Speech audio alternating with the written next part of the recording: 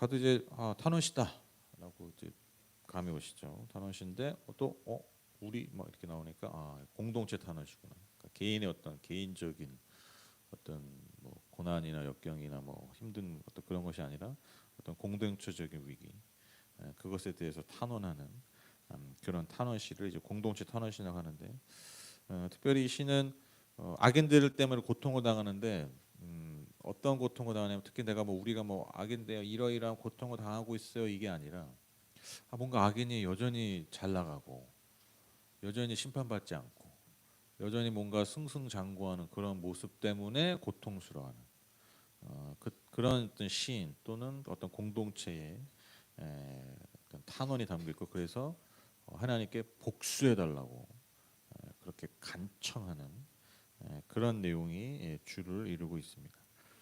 1절 2절 보시면 이제 간절한 어떤 외침과 간구로 시작하는데요. 주님, 주님은 복수하신 하나님이십니다. 복수하신 하나님, 빛으로 나타나십시오. 세상을 심판하시는 주님, 일어나십시오. 오만한 자들이 받아야 할 마땅한 벌을 내리십시오.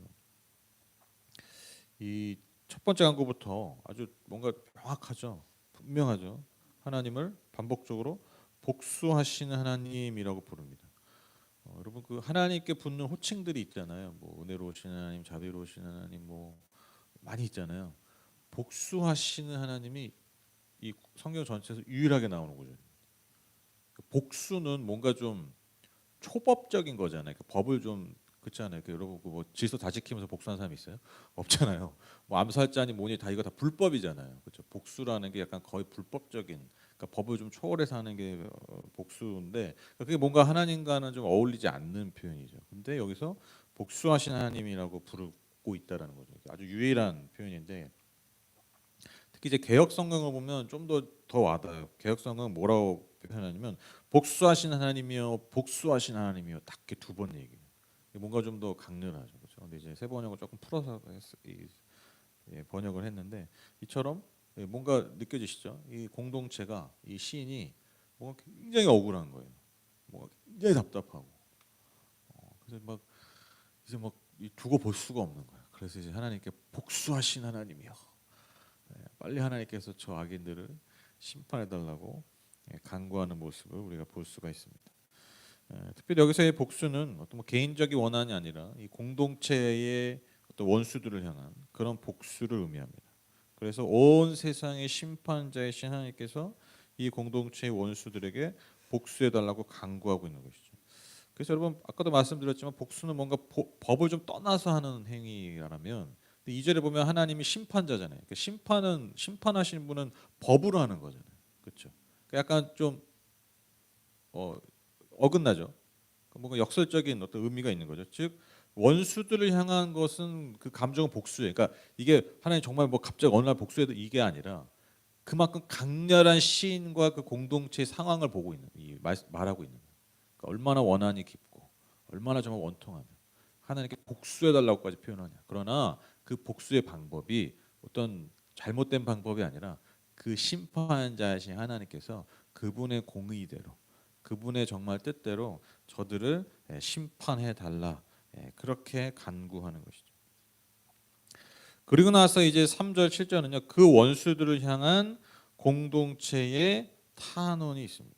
3절 7절 보시면 주님, 악한 자들이 언제까지 승전가를 부르겠습니까? 여기서 두 번이 반복돼요. 그러니까 너무 억울한 거예요. 4절 보시면 사악한 자들이 거만하게 말하며 그들이 모두 다 거드름을 피웁니다. 주님, 그들이 주님의 백성을 짓밟으며 주님의 택하신 민족을 괴롭힙니다. 그들은 과부와 나그네를 죽이고 고아들을 살해하며 주가 못 본다, 야곱의 하나님을 생각지도 못한다 하고 말합니다. 그러니까 악한 자들이 여전히 활개친 걸 넘어서 계속해서 승승장구하고 악한 짓은 계속 하는데 심판은 안 받고 너무 잘 살고, 그러니까 그냥 속된 말하면 그냥 돌아버리는 거예요. 미쳐 돌아버리는. 그래서 하나님께 고발하는 거죠. 그들의 그 모습들을 고발하는 거예요. 이제 구체적으로 고발하는 거예요. 그들이 어떤 특징이 있느냐? 거만하게 말하고 거드름을 피운다는 거예요. 그러니까 항상 이 교만한 자들, 악한 자들은 말과 행동에서 그게 나오잖아요. 그렇죠? 그래서 이런 자들이 이제 더 구체적인 양태들, 모습들이 5절 7절에 나오는데, 어떤 행동들을 하냐면 주님의 백성을 짓밟고 괴롭힌다. 그러니까 하나님의 택함 받은 백성들, 목자 하나님의 즉 뜻을 따르는 자들을 괴롭히는 거죠. 또 과부와 나그네 고아들을 죽입니다. 그러니까 성경에서 가장 그 어떤 사회적 약자, 그 돌봐야 될 약자들의 어떤 전형적인 대상이 과부와 고아와 그리고 나그네입니다. 나그네. 이 나그네가 여러분 그냥 뭐 그 여행 가는 사람이 아니라 그러니까 이스라엘 민족 안에 있었던 어떤 이방인들 의미예요. 이방인들 대부분. 그러니까 근데 그 이방인들은 어떤 뭐 터전 그 어떤 기반이 없잖아요. 그러니까 마치 오늘날 우리로 생각하면 외국인 노동자들 생각하면 돼요. 근데 물론 그보다 더 훨씬 어렵죠. 왜냐면 거의 노예에 가까운 삶을 노예들이 많았고 이 나그네들 중에. 그래서 이 나그네라는 사람들은 어떤 이방인들 또 어떻게 보면 정말 떠돌 수밖에 없는 사람들, 그러니까 굉장히 취약한 사람들이죠. 삶에 기반이 없는 사람들. 그러니까 사회적 약자예요 한마디로. 우리 안에도 이제 그런 사람들이 많이 있잖아요. 뭐 난민도 있을 수 있고 뭐 외국인 노동자일 수도 있고 어떤 삶에 기반이 없는 그런 사람들 생각하시면 됩니다. 그러니까 이게 성경에서 항상 얘기하는 그런 사회적 약자들이죠. 근데 하나님이 이들의 하나님이라고 성경에 말하잖아요. 나는 고아와 과부의 하나님이다. 나그네도 나그네 돌봐라. 왜? 니들이 광야에서 그렇게 나그네했던 것처럼 집도 절도 없었대, 기반이 없었을 때 내가 너희 하나님 되고 내가 너를 돌본 것처럼 그 마음 그대로 저들을 돌봐라. 근데 지금 악인들의 특징이 뭐예요? 바로 하나님이 그렇게 중요하게 계시는 고아와 과부, 나그네들을 죽이는 아주 악한 거죠. 이게 하나님 제일 싫어하시는 거예요. 또 뭐라고 얘기하냐면 이건 이제 하나님 모욕하는 건데 하나님은 보지도 못하고 알아차리지 못하고 생각지도 못한다는 게 그 말이에요. 그러니까 알아차리지 못하는. 그러니까 하나님이 우리가 뭐 악한 짓을 해도 못 봐, 안 보여. 그리고 뭐 하는지도 몰라. 이제 그렇게 얘기하는 거예요. 피가 거꾸로 솟죠. 뭐 해봤자 뭐 하나님 뭐 하나님 그거야. 쉽게 얘기해서 하나님 존재하지 않아. 하나님 같은 그런 신은 존재하지. 야 하나님이라는 존재가 진짜 말 그대로 존재했다면 뭐 우리가 이렇게 살겠냐? 니들은 그러고 살겠냐? 니들이 그러고 형편없게 살겠니? 이제 피가 거꾸로 솟는 거죠. 그러니까 한마디로 얘기하면 지금 하나님의 존재와 하나님의 성품을 정반대로 위배하고 있는 거예요. 그렇죠? 하나님의 존재 자체를 거부하고 그리고 하나님의 성품, 하나님의 뜻에 전혀 반하는 그런 삶이 여러분 악인들의 삶이었다라는 것이죠. 이게 왜 꺼졌니?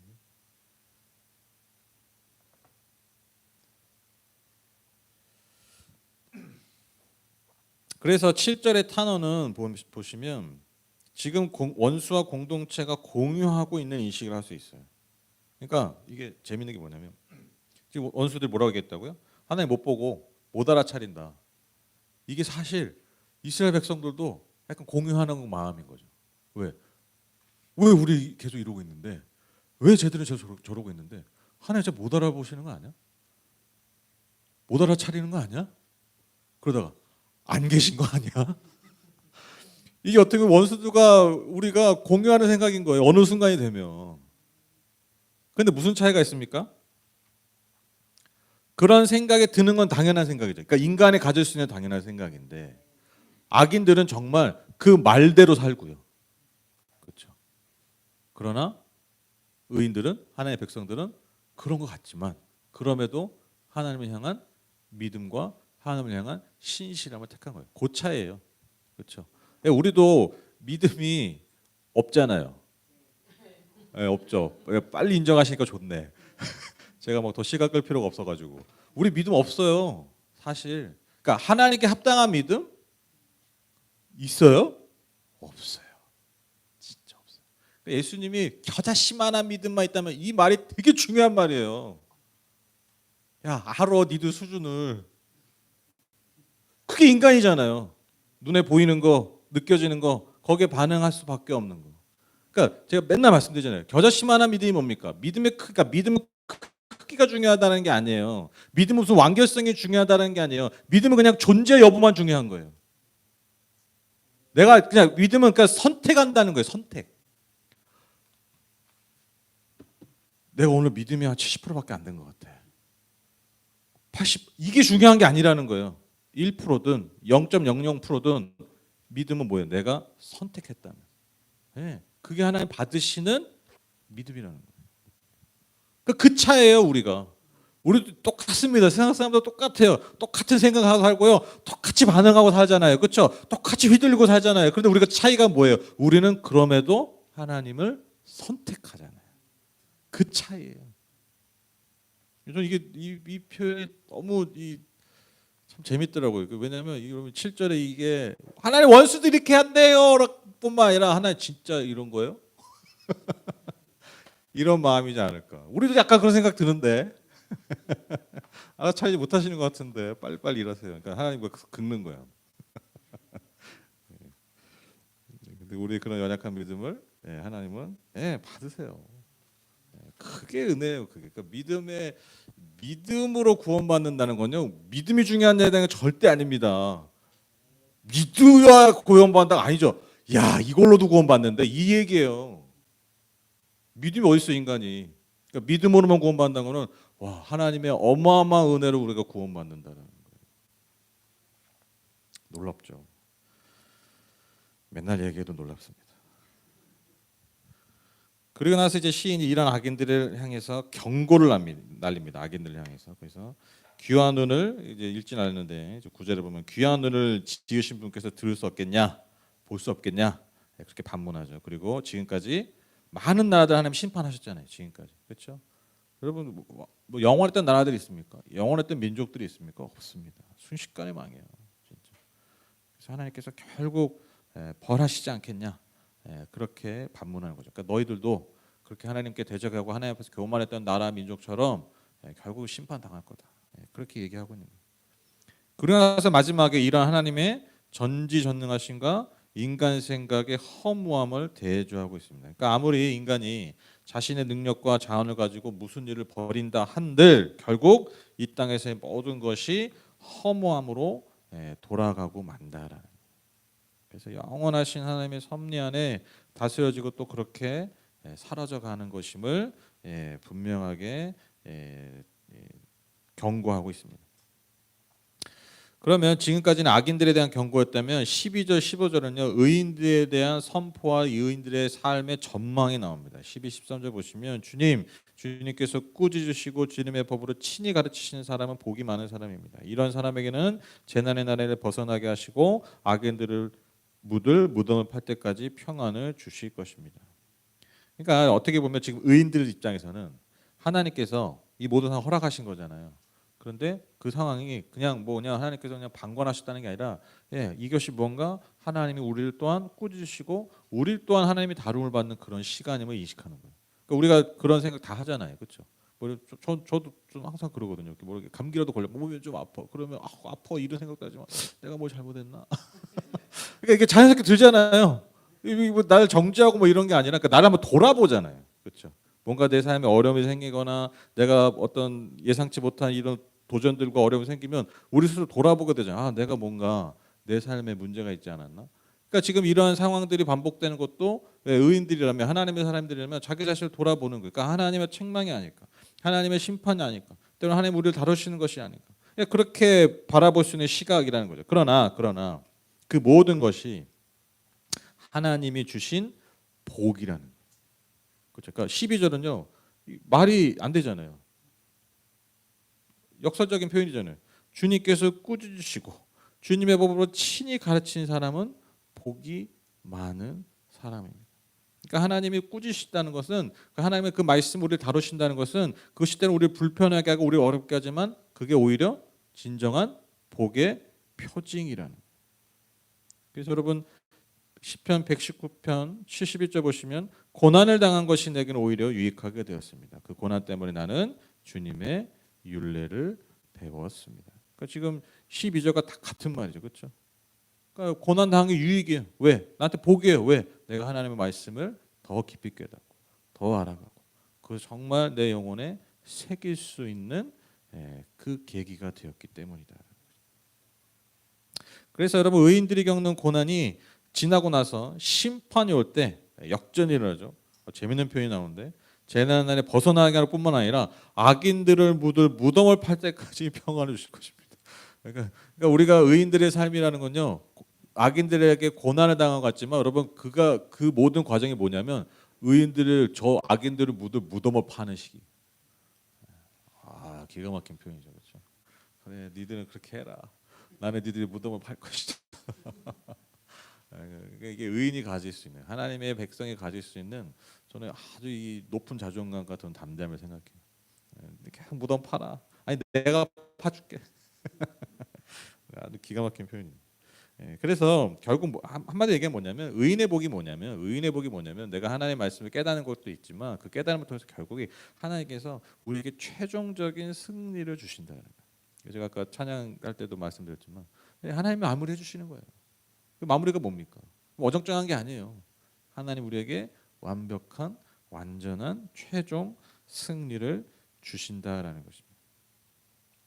이어진 14, 15절 보시면 주님께서는 주님의 백성을 외면하지 않으시며 주님의 소유하신 백성을 버리지 않을 것입니다. 판결은 반드시 정의를 따를 것이니 마음이 정직한 사람이 모두 정의를 따를 것입니다.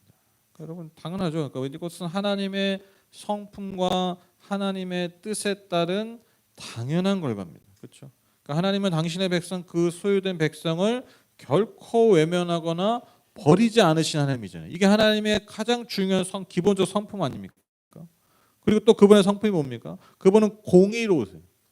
그러니까 반드시 공의로 정의로 심판하시는 거예요, 악인들. 그러니까 이거는 당연한 얘기예요. 그러니까 하나님의 성품과 하나님의 뜻에 따른 당연한 결과를 우리가 마주하게 될 것이다. 그렇게 믿음으로 선포하고 있는 것이죠. 그리고 이제 이어지는 16, 21절은 이제 좀 개인적인 간구들이 나오는데 그래서 하나님이 시인이 이제 자신을 보호할 존재들이 필요하다. 그런데 이미 하나님으로부터 그런 도움을 받았다고 믿음으로 고백하죠. 그래서 주님이 나를 돕지 않으셨다면 나는 벌써 죽었을 것이다. 그렇게 고백하고 나서 이제 18, 19절 보시면 주님 내가 미끄러진다고 생각할 때에는 주님의 사랑이 나를 붙듭니다. 내 마음이 번거로울 때에는 주님의 위로가 나를 달래줍니다.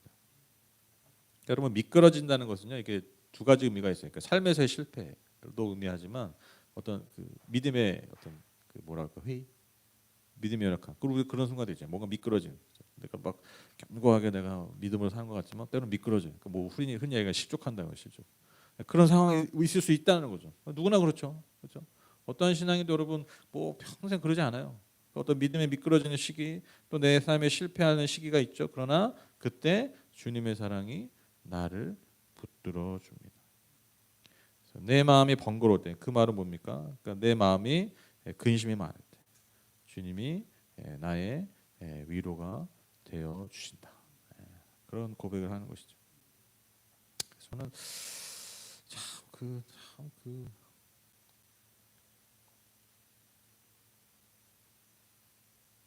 참 흥미로운 지점이 뭐냐면 어쩜 인간은 이렇게 안 변할까? 저는 그게 너무 흥미로워요. 왜냐하면 이게 지금 수천 년 전 얘기잖아요. 그렇죠? 그때 뭐 의지할 게 뭐가 있겠어? 별로 없잖아요. 이해가 돼요. 근데 요즘 의지할 거 많지 않으세요? 위로받을 거 많지 않으세요? 그렇죠? 아니 뭐 유튜브만 검색만 해도 뭐 수없이 나를 위로해주고 내 그 귀와 마음을 이렇게 마사지해 줄 것 같은 것들이 너무 많잖아요. 재밌는 것도 너무 많고 요즘처럼 여러분 재밌는 게 많은 데가 어디 있어요?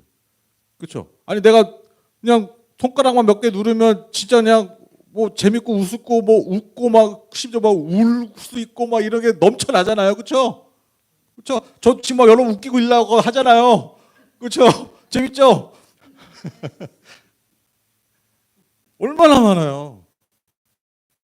제가 이렇게 뭐 쇼 안 해도 앞에서 그냥 내 손바닥 안에서 방에 그냥 탁 거 뭐 그냥 뭐 하나 차 한잔 하면서 맛있는 거 먹으면서 고구마 까 먹으면서 내 영혼과 내 육신과 내 생각과 내 모든 감정을 주무를 만한 여러분 그렇게 너무너무 많이 있잖아요. 그렇죠? 사람도 많고 사람들 갈 데도 많고 갈 수 있는 능력들도 다 되고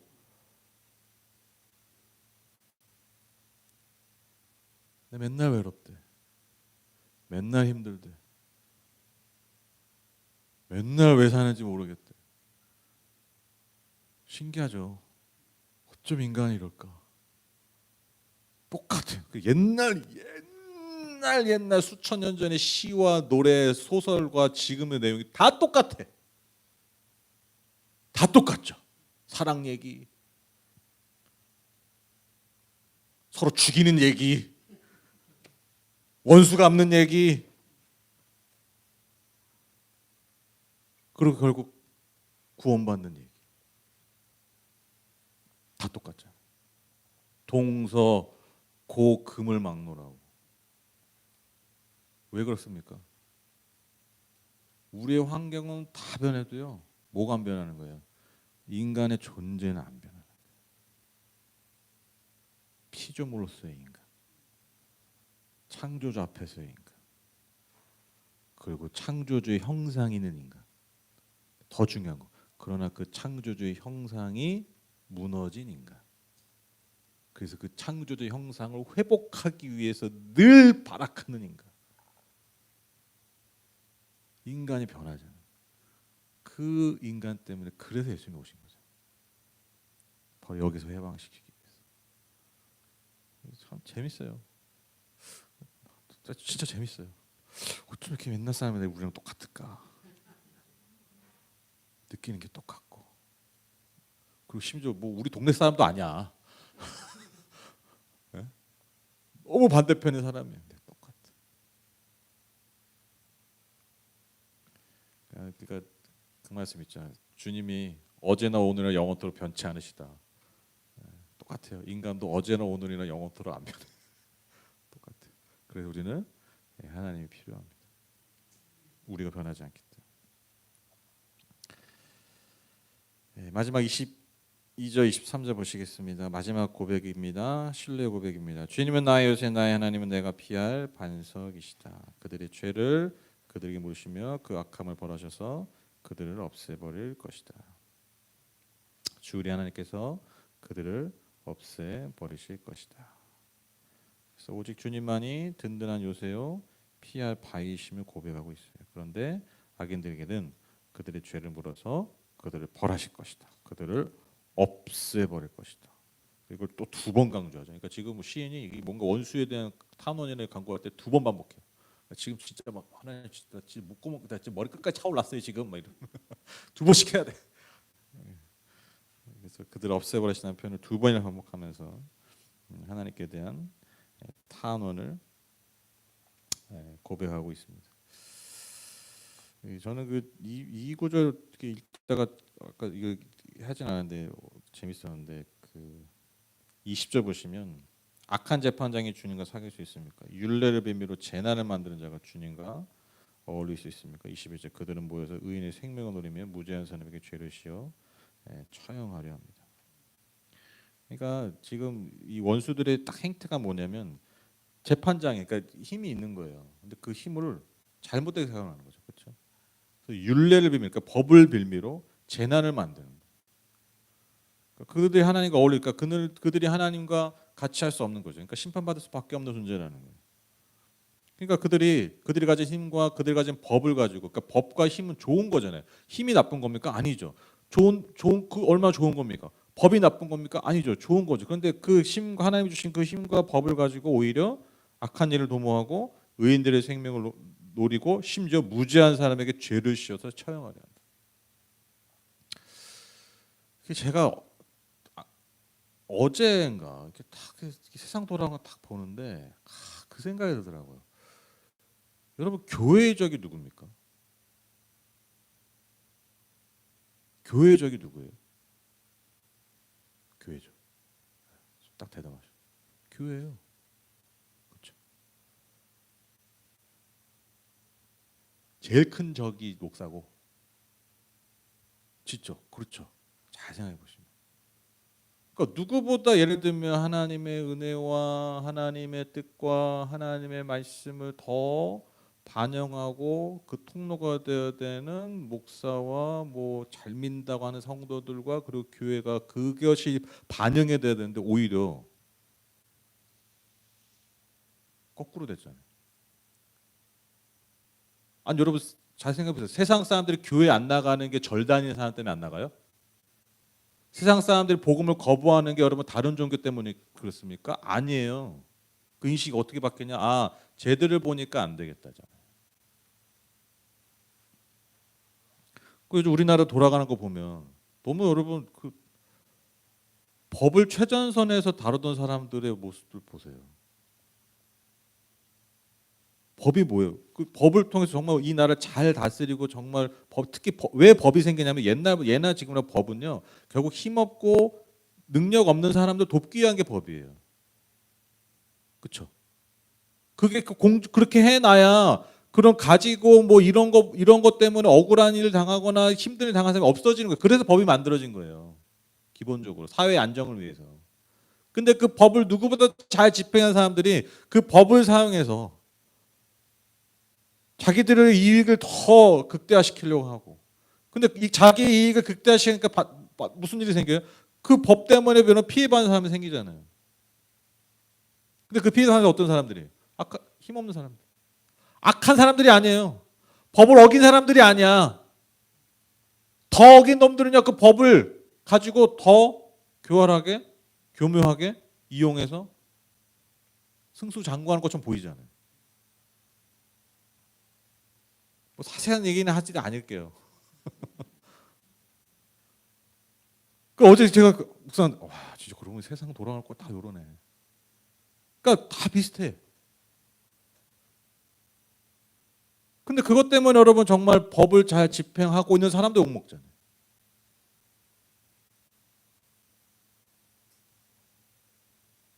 그게 우리 인간 세상의 인간 이 사회의 한계가 아닌가. 왜냐면 이런 일이 계속 벌어지는 거예요. 그렇죠? 교회 안에 계속 벌어지는 거예요. 남 얘기하지 말고 우리 얘기하면. 그래서 여러분 항상 하나님은 찾으시는 게 어떤 사람들이냐? 의인한 사람인 거예요. 의인한 사람. 의인한 사람. 그러니까 인간의 가장 연약한 것 중에 하나가 뭐냐면 하나님이 주신 좋은 것을 부패시키고 쓰레기로 만들잖아요. 그렇죠? 그러니까 하나님 우리에게 주신 건 다 좋은 거예요. 돈도 좋은 것이고 뭐 재무 똑같은 얘기지. 뭐 성도 다 좋은 것이고 다 좋은 거예요. 우리에게 주신 게 다 좋은 거예요. 근데 우리는 항상 그걸 어떻게 만들어요? 부패하고 썩은 것들을 만들어. 하나님이 이스라엘 백성에게 주신 가나안 땅 너무 좋은 거잖아요. 근데 거기서 바알을 숭배하잖아요. 그게 다 인간의 모습이에요. 그래서 하나님은 어쩔 수 없어요. 인간 존재가 그렇다는 거. 거기서 누굴 찾으시는 거예요? 의인한 사람을 찾으신다. 그게 참 안타까우면서도 참 안타깝고 참 답답하면서도 또 그렇게 또 바라보시 하나님 생각하면 나는 아무것도 아니겠다. 나는 정말 내가 느끼는 감정은 아무것도 아니겠다. 그런 생각이 들더라고. 그래서 좀 다시 한번 좀 어제 이런 생각하고 묵상하다가 남욕할 게 아니라 그러니까 남욕만 하고 있을 게 아니라 세상 돌아가는 꼴 보고 손가락질만 할 게 아니라 정말 하나님은 나에게 주신 것들을 정말 그 가치 그대로 사용하고 있는 거. 하나님 내게 주신 가치들이 있잖아요. 우리에게 주신 가치들이 있잖아요. 그것을 가지고 우리는 정말 그 가치를 드러내며 살고 있는 거예요. 우리 옷깃을 여며 보게 됩니다. 마지막으로 요 메시지 나눌 텐데 제가 이런 거 보면서 이렇게 원수 갚는 이런 원수 갚아달라 막 이런 얘기 이렇게 성경에 보면 근데 항상 그 결론이 그거잖아요. 하나님이 원수를 갚으신다 이거잖아요. 그러니까 성경의 일관된 메시지가 그거예요. 원수는 너희 갚지 마라. 이게 아주 독특해요. 성경에 보면 원수 네가 갚지 마라. 원수 누가 갚는 거다? 하나님. 시인도 복수해주세요 막 이러잖아요. 그러니까 자기가 안 해. 하나님 제가 이렇게 하려고 하는데 하나님 응답해 주세요 안 하죠. 우리나라면 하나님 제가 이렇게 이놈 몇날 몇 시에 제가 그 암살 계획을 세웠는데 주여 순적하게 이루어 주시고 그럼 우리의 원수 갚는 계획들을 아래고 그걸 그러니까 뭐 확증받는 게 아니라 응답받는 게 아니라 그냥 하나님께 다 맡기잖아요. 그러니까 성경의 일관적 메시지예요. 왜 그럴까? 왜 성경은 왜 원수 갚지 말라고 할까? 왜 그럴까요? 생각해 보십시오. 왜 그럴까? 그렇죠. 복수가 복수를 부르죠. 그렇죠. 맞아요. 그래서 하나님 복수하는 거 자기도 즐기나? 막 그런 생각도 하다가. 예. 근데 우리가 그렇게 생각하잖아요. 그러니까 복수는 또 복수 부르고 원수는 원수를 또 부르고 그 말이 맞아. 그래서 제가 한번 생각해 보니까 만약에 이 세상을 보면서 우리가 그런 생각하잖아요. 왜 세상에 악이 빨리 제압되지 않고 왜 세상에 어떤 나쁜 것들이 빨리빨리 심판받지 않을까? 우리가 그 답답할 때 있잖아요. 근데 제가 생각해 봤어요. 하나님 뭐 하시나 싶은 그런 상황들이 우리 삶에 하나도 없고 그냥 악인들이 즉각 심판받고 악한 것들이 금방 제압되고. 한번 잘 생각해 보세요. 그런 세상에 살고 있다고 생각해 보세요. 네, 그렇죠. 지옥 아니면 가루밖에 없어요. 그렇죠? 그렇죠? 우리를 알잖아요. 그렇죠? 이 세상에 뭔가 나쁜 일이 생기면 다 바로 제압돼. 다 사라져. 그럼 그 사라진 존재 중에 우리는 없을까요? 네. 우리도 그러니까 둘 중에 하나밖에 없어요. 이 지구상에 가루만 떠다니든지 그냥 지옥이죠, 지옥. 그러니까 하나님이 원수 갚지 말라는 건요. 우리 테스트하고 우리 믿음을 달아보고 그런 걸 다 떠나서 말 그대로 너가 살려면 그렇게 해야 돼. 나의 때를 기다려. 이 말은 내가 너희를 존재하고 살리기 위해서. 그러니까 일관되게 그렇게 말씀하시는 거예요. 왜? 하나님은 일관되게 우리를 사랑하시고 우리를 구원하기 원하시는. 그래서 원수는 내가 갚는다. 내가 마무리한다. 니들이 마무리하려고 자꾸 칼 들기 시작하면 그 칼이 너한테는 안 가겠냐? 너한테 간 날이 없겠냐? 속히 그 날이 올 것이다. 그렇잖아요. 그래서 저는 우리도 날씨가 보면 어떤 날은 그냥 우리 그런 생각이 그렇죠. 우리 이제 겨울 오시면 이제 나이 들수록 맨날 가을이고 봄이었으면 좋겠다 그러잖아요. 근데 정말 매일 가을이고 봄이면 좋을까요? 아니에요. 아주 추운 날도 있어야 되고요. 아주 추운 데도 있어야 돼요. 그렇죠. 아주 더운 곳도 있어야 되고 아주 더운 날도 있어야 돼요. 그리고 자 중요한 거 우리가 그 모든 것의 열매들을 누리고 있잖아요. 여러분 우리가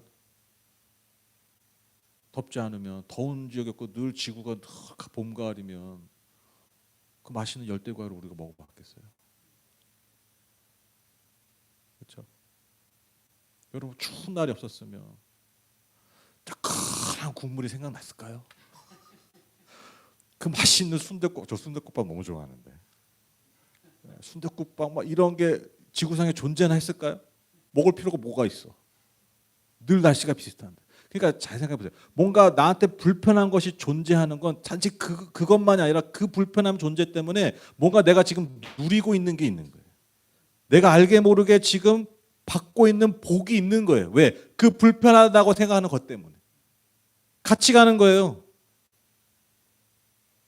푹푹 찌는 날에 있으니까 맛있는 과일들이 있는 거고 너무 추운 겨울이 있으니까 여러분 우리가 뭔가 우리의 영혼을 따뜻하게 하는 그 소울푸드들이 있는 거예요. 불편한 거 다 없애버려. 원수 다 없애버려. 원수 같은 존재들 인간들 다 없애버려. 그렇게 다 하나님이 심판해 주셔. 그리고 인간들 다 심판해버려요. 우리 안에 좋은 게 남는 게 뭐가 있을까요? 없어요. 불편한 것들을 남겨두는 게 그래서 때로는 복입니다. 원수들이 남아있는 게 복이에요. 그래도 우리 믿죠. 반드시 심판하신다. 예수님이 참 너무 좋은 것 같아. 그래 힘들어도 다 이게 은혜가 있고 복이 있어. 그리고 근데 결국 끝나 쟤네. 이 믿음이 있어. 너무 좋은 것 같아요. 현재와 과거와 미래를 아울러서 하나님이 선을 이루신다. 하나님이 마무리하신다. 우리에게 복을 주신다. 너무 좋은 것 같습니다. 그래서 여러분 복수는 원수는 하나님이 갚으신다는 이 말씀은 우리의 인생에 있어서 너무너무 중요한 지혜예요. 정말 우리의 삶을 잘 만들어가게 하는 지혜입니다. 내가 원수를 죽이지 않는 것은요. 그래서 결국 나를 지키는 것입니다. 그래서 원수는 그래서 하나님이 갚으셔야 합니다. 그래서 하나님은 기꺼이 자신을 복수하시는 하나님이라고 부르게 하신다라는 것이죠. 그 은혜를 우리의 삶에 우리의 평생에 발견하시는 저와 여러분 되시기를 간절히 축복합니다. 제가 기도가 마치겠습니다. 하나님 감사합니다.